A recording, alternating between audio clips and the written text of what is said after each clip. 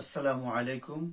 তো বন্ধুরা, আজকে আমরা জানব একজন ইমাম সাহেব যিনি নামাজ পড়ান, তা নামাজ পড়ানোর সময় উনি মুসল্লিদের কি কি বিষয়ের প্রতি সতর্ক থাকবেন।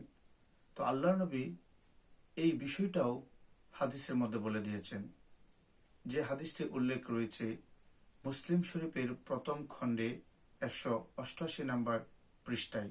চলুন জেনে আসি হাদিসটি কি।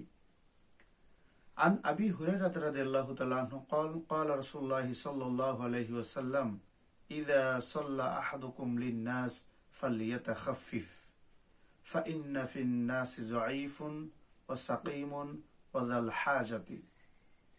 অর্থাৎ আল্লাহ নবী বলেন যে একজন মানুষ যখন সে ইমাম হবে তখন এই নামাজটা সহজ করবে, অর্থাৎ ছোট ও মাঝারি সূরা দিয়ে পড়বে।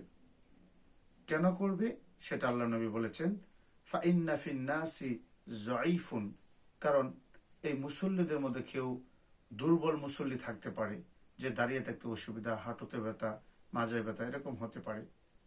নাম্বার 2 হচ্ছে ও সাকিমুন, ওই মুসল্লির মধ্যে কেউ রোগী থাকতে পারে, গুরুতর রোগীও থাকতে পারে, এই জন্য নামাজটা সহজ করতে বলেছেন।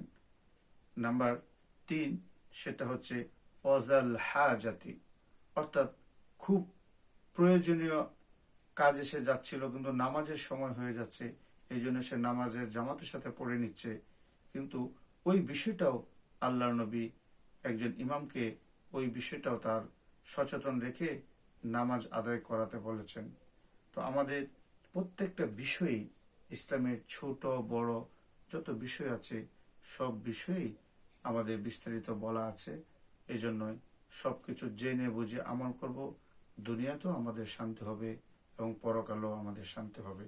সবাইকে সঙ্গে থাকার জন্য ধন্যবাদ। আসসালামু আলাইকুম।